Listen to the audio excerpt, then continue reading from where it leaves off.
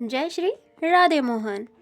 संपूर्ण भाव में आत्मतत्व बुझी सारी महापुरुष मानू प्रेरणा दे ईश्वर कहते श्लोक 29 प्रकृति गुण सम्मूढ़ सज्जन्ते गुणकर्मसु तान कृष्ण विदो मंदान कृष्ण बीर्ना विचालयेत्। प्रकृतिर गुण मान द्वारा अत्यंत मोहित हेउथिबा मनुष्य माने गुण मानंकरे ओ कर्म मानंकरे आसक्त रहन्ति।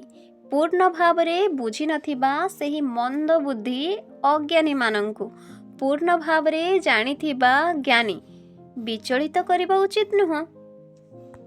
एठारे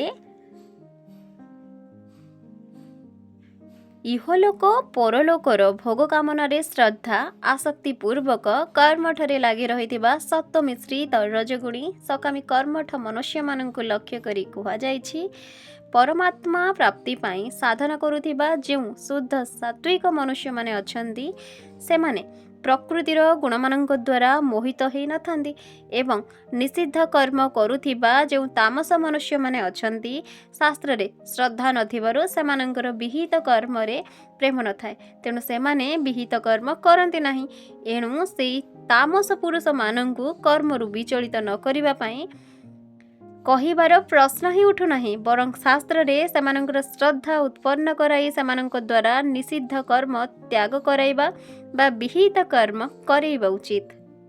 सेही सकामी मनुष्य माने गुण मानंकरे और कर्म मानंकरे आसक्त रहन्ति जहा द्वारा मोहित होई रहिथिबारु प्रकृतिर अतीत सुख विषय रे किछि ज्ञान न थाए सेमाने सांसारिक भोग को ही सबुठारु सुखदायक बोली बुझंती।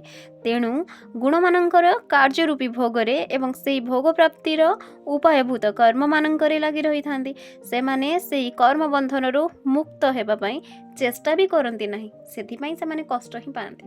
अज्ञानी मानंकु विचलित न करंतु बोली भगवान एइठी दर्शेई कहिसंती जे कर्म रे लागि रहिथिबा अधिकारी सकाम मनुष्य मानंकु कर्म अत्यंत परिश्रम साध्य। कर्म रे कौन अछि एही जगत मिथ्या कर्म मात्रे बंधनर कारण से उपदेश देई शास्त्र विहित कर्मरु विच्युत करिबा बा सेथिरे सेमानंकर श्रद्धा रुचि कम करिदेबा उचित नुह कारण सेपरि हेले सेमानंकर पतनर संभावना आसी जाइताय। शास्त्र विहित कर्म रे कर्म को विधान करुथिबा शास्त्र रे और ताहार फल रे सेही लोकर विश्वास स्थिर रखी सेमानंकु यथार्थ तत्व बुझाई देबा उचित। ता संगे संगे सेमानंक ठारू महत्व आसक्ति फल इच्छा त्याग करिबार श्रद्धा धैर्य उत्साह पूर्वक सात्विक कर्म बा सात्विक त्याग करिबार रीति बुझाई देबा उचित जहा द्वारा अनायास रे सेमाने फल भाव रे से सबको बुझी पारिबे।